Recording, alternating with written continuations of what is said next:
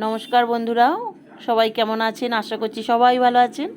অনেক দিনের পর একটা ব্লগ নিয়ে আজকে হাজির হয়েছি। কিছুদিন শরীরটা ভালো ছিল না, তার জন্য ব্লগ বা কোনো কুকিং ভিডিও দিইনি। আজকে একটি বিশেষ দিন এবং সকাল থেকে আমি কী রান্না করছি, তো সেই ভিডিওটাই আজকে আপনাদের সাথে শেয়ার করব। কড়াই একটু ঘি দিয়ে একটু ড্রাই ফ্রুটস দিয়ে ভেজে নিয়েছি, তার সাথে সিমুই, মানে সিমুই আর ড্রাই ফ্রুটসটা একসাথেই ভেজে নিয়েছি। একদম অল্প পরিমাণে সিমুই নিয়েছি। এখানে 500 পরিমাণ দুধ ছিল, দুধের মধ্যে সিমুই এবং ড্রাই ফ্রুটস দুটো একসাথে দিয়ে দিয়েছি। সিমুইটা নরম হওয়া অবধি একটু এরকম কিছুক্ষণের জন্য বয়েল হতে দিয়ে দিচ্ছি।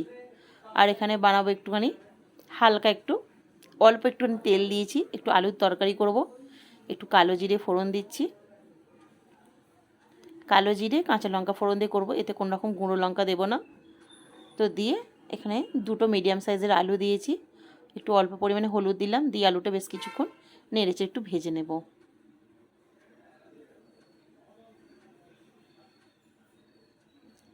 এখানে কেটে রাখা একটা টমেটো দিচ্ছি, টমেটোটা দিয়ে খুব ভালো করে নেড়েচেড়ে নেব যতক্ষণ না টমেটোটা একটু নরম হয়ে আসে। এই সময়তেই আমি দিয়ে দিচ্ছি স্বাদ অনুযায়ী লবণ। টমেটোটাও নরম হয়ে আসবে এবং তরকারিতে যতটা লবণের প্রয়োজন এখনই সেটা দিয়ে দিলাম। আমি এটা প্রেশার কুকারই করছি, যেহেতু এটা সকালের সময়, মানে ছেলে খেয়ে স্কুলেও যাবে এবং স্কুলে নিয়েও যাবে, সেই জন্য এটা চটজলদি হয়েও যায় খুব সুন্দরভাবে। আর এটা লুচির সাথে খুব ভালো যায়ও। আর দিনের দিকে মানে দুপুরের দিকে যে একটু হেভি খাবার আছে, তো সকালের দিকটা তরকারিটা ওই জন্য আদা রসুন বাটা দিয়ে পেঁয়াজ দিয়ে করলাম না, একটু সিম্পলের ওপর রেখে দিলাম। তো এখানে আমি এবার একটু ময়দা মেখে নেব, পুরো ময়দা দিচ্ছি না, এখানে আটার ময়দা আমি এখানে মিশিয়ে নিচ্ছি। তো পুরো ময়দা দিয়ে করলে হতো, কিন্তু সব সময় ঠিক ময়দাটা মনে হয় খাওয়াটা ঠিক না শরীরের জন্য, সেটা আটার ময়দা একটু মিশিয়ে নিচ্ছি। সকালের সময় মানে খুবই তাড়াতাড়ি ব্যাপার, বুঝতেই পারছেন। তো একটু আটা ময়দাতে স্বাদ অনুযায়ী লবণ দিয়ে দিলাম, দিয়ে লবণটা দিয়ে খুব ভালো করে একটু মিশিয়ে নিচ্ছি। নিয়ে যেভাবে লুচি করি আর কি, সবাই তো জানেন। আর এবার এখানে একটু হালকা পরিমাণ একটু গরম জল করে নিয়েছিলাম, গরম জলটা একটা গ্লাসে নিয়ে নিলাম। আর এখানে দেবো একটু রিফাইন্ড অয়েল দেবো, মানে ভেজিটেবল অয়েল যেটা। একটু ময়নের জন্য একটু তেল দিলাম।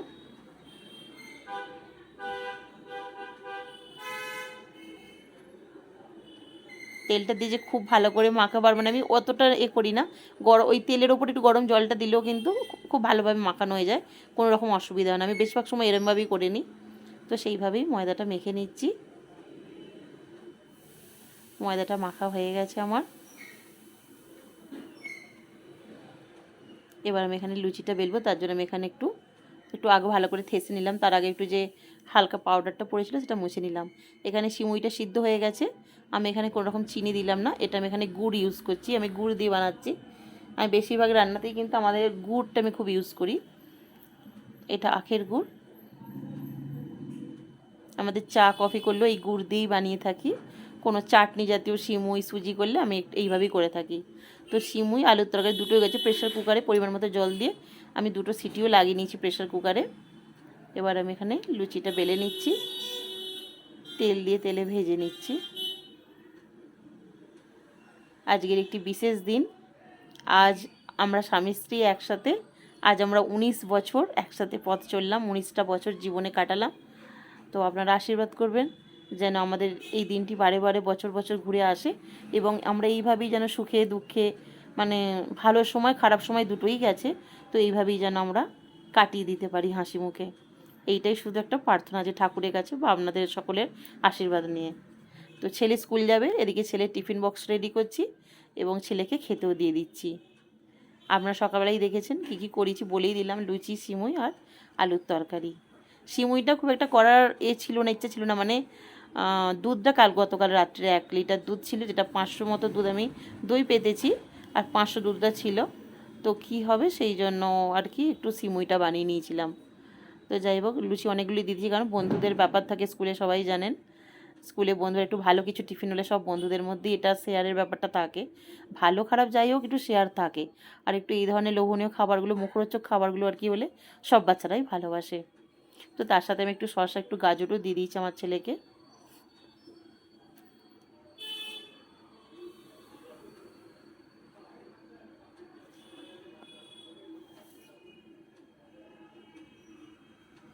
এখানে আলুর তরকারিটা একটু দিয়ে দিচ্ছি।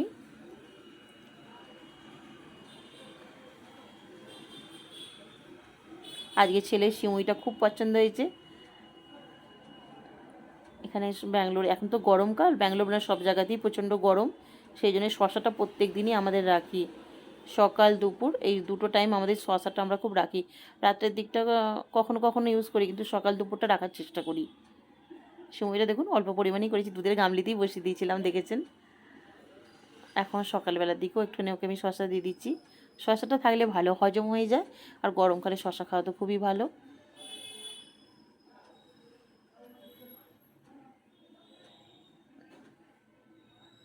সকালের দিকে টিফিন এরকম গরম গরম লুচি আর আলুর তরকারি হলে এদের বাবা ছেলের তো খুবই পছন্দ, খুবই পছন্দ হয়।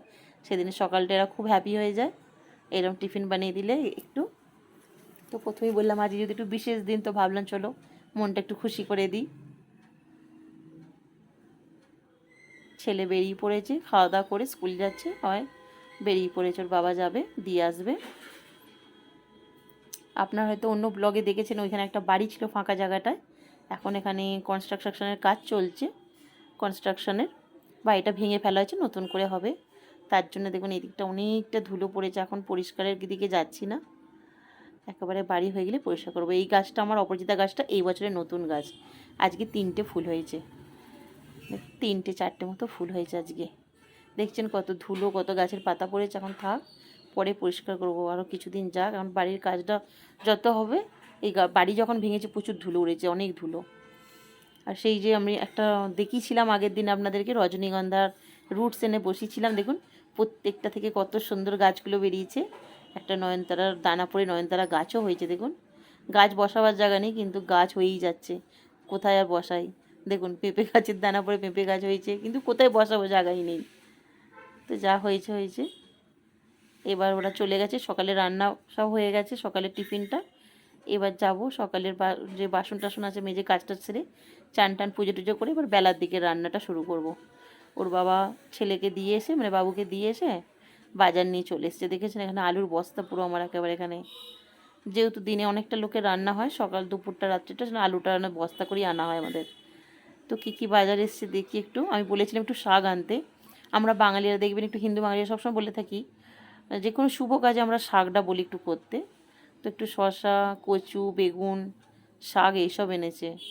তো বলেছিলাম পালং আর চাকোতা আনতে, চাকোতা মনে হয় পাইনি, নোটে শাক নিয়ে চলে এসছে, নোটে শাক আর পালং শাক এনেছে। এই দুরকম শাক একটু মিশিয়ে ভাজবো, আর দেখি একটু আলু ভাজা, বেগুন ভাজা, পটল ভাজা কি করা যায় সেরকম একটু করে নেব। একটু ধনেপাতাও আনতে বলেছি, কারণ ধনেপাতাটা ফুরিয়ে গিয়েছিলো। এখন ধনেপাতার এখানে কী দাম, এক আঁটি ধনেপাতা 80 টাকা দাম বলছে, এইটুকু ধনেপাতা নাকি 40 টাকা দাম নিচে, ভাবা যায়। প্রচণ্ড দাম হয়ে গেছে এই সময়টা। এখানে মাংস হবে, সেজন্য আমি আলু পেঁয়াজ একটু কেটে কুটে রেখে দিয়েছি। ওর বাবা এসে গেছে, কাজে যাবে, ওর বাবাকেও খেতে দিয়ে দিয়েছি যা যা করেছিলাম, তো খেতে দিয়েছি। তো ভাবলাম একটু আজকে যেহেতু একটা স্পেশাল দিন, একটু আমি একটু আগে খাইয়ে দিই। আজকের দিনটা বা মাঝে মাঝে এরকম খাইয়ে দিই, স্বামী স্ত্রীর মধ্যে দেখলে চলে, আপনারা সবাই জানেন। তো ও আমাকে একটু খাইয়ে দিচ্ছে। এইগুলোই জীবনে থাকবে, আর কি থাকবে, তাই না? কিছু থাক না থাক এইটুকুই থাকবে। একটু ইয়ার্কি ছিল প্রথমে। তো চলুন এবার দুপুরে রান্নার শুরু করি। তো আজকে মটন বানাবো, এখানে 2.5 কেজি মটন আছে। প্রত্যেক দিন যেভাবে আমরা মটন যেভাবে নিয়ম নর্মাল করে থাকি আমি সেইভাবেই করছি। আদা রসুনের পেস্ট, একটু টক দই, একটু লঙ্কা গুঁড়ো, একটু হলুদ গুঁড়ো, একটু কাঁচা সর্ষের তেল, যা যা কমন মশলা থাকে সেই সব মশলাগুলো দিয়ে খুব ভালো করে একটু মাখিয়ে এটা ম্যারিনেট করে যতটা সময় হয় রেখে দেবো। আজকে খুব বেশি সময় পাবো না, অনেকটা দেরি হয়ে গেছে। তো আমি এই ভাজাগুলো আর দেখাইনি, এগুলো তো সবাই জানেন, আলু ভাজা, বেগুন ভাজা, পটল ভাজা। আর 2 রকম শাক এনেছিল দেখালাম, একটু ভাপিয়ে পেঁয়াজ পোস্ত দিয়ে ভেজে নিচ্ছি। শাকটা অর্ধেকই ভেজেছি, একটু পোস্ত ছড়িয়ে দিলাম না আবার আগে। মাংসের আলুও ভেজে নিয়েছি। এবার সেই তেলে একটু চিনি, গোটা গরম মশলা, শুকনো লঙ্কা, তেজপাতা ফোড়ন দিয়ে দিয়েছি। একটু অর্ধেক করেই দেখাচ্ছি, এরম রান্না অনেক দেখিয়েছি আর দেখাচ্ছি না। আর একটু পেঁয়াজ দিয়ে দিলাম, পেঁয়াজটা ভাজা ভাজা হয়ে গেছে। ভাজার পর ম্যারিনেট করা মাংস দিয়ে দিলাম, টমেটো, ধনেপাতা, একটু কাঁচা লঙ্কা কুচি দিয়ে দিলাম, দিয়ে এবার মাংসটা বেশ করে কষাতে থাকবো।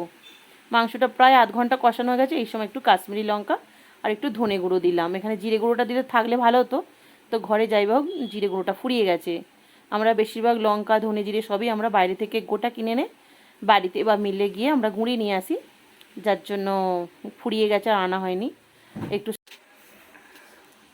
তো দুটো সিটি লাগিয়ে নেব, যেহেতু মটন কড়াই করলে অনেকটা সময় লাগবে, আর আলুটা দিলে মটনের সঙ্গে দিলে আলুটা একদম কিছু অস্তিত্ব পেতাম না, কারণ ভাজার সময়তেই সিদ্ধ হয়ে গেছে অনেকটা। সেজন্য একটু হালকা গরম জল দিয়ে, কড়াই তো গ্রেভি লাগাই ছিল, মানে গ্রেভি মতো ছিল, গরম জল দিয়ে আলুটা আলাদা করে সিদ্ধ করে নিচ্ছি। আর মটনটা আমি এখানে প্রেসার করে দুটো সিটি দিয়েছি আলাদা করে। এবার একসঙ্গে একটু ফুটিয়ে নেব। শেষের দিকে একটু গরম মশলা আর একটু কিছুটা ধনেপাতা দিয়ে দিলাম, দিয়ে মটনটা ঢেলে দিয়েছিলাম, দিয়ে কিছুক্ষণ ফুটিয়ে নিয়েছি, নিয়ে স্ট্যান্ডিং টাইম দিয়ে রেখে দিয়েছি। মটন আমাদের একদম রেডি। ওর বাবা এসে গেছে, খাবার বেড়ে নিয়েছি। তো 5 রকম ভাজাভুজি মটন যা করেছিলাম, একটু পেঁয়াজ কুচিয়েছি, একটু দই দিয়েছি, ঘরে পাতা দই। তো তাহলে আমরা এবার দুপুরে খাওয়া দাওয়া শুরু করে দিয়েছি। ব্লগটা আজকের মতো এখানেই শেষ করছি। আশা করছি আপনাদের ভালো লাগবে। যদি ভালো লেগে থাকে তো একটা লাইক শেয়ার সাবস্ক্রাইব করে দেবেন, আর কেমন লেগেছে অবশ্যই কমেন্টে জানাবেন। দেখার জন্য অসংখ্য ধন্যবাদ।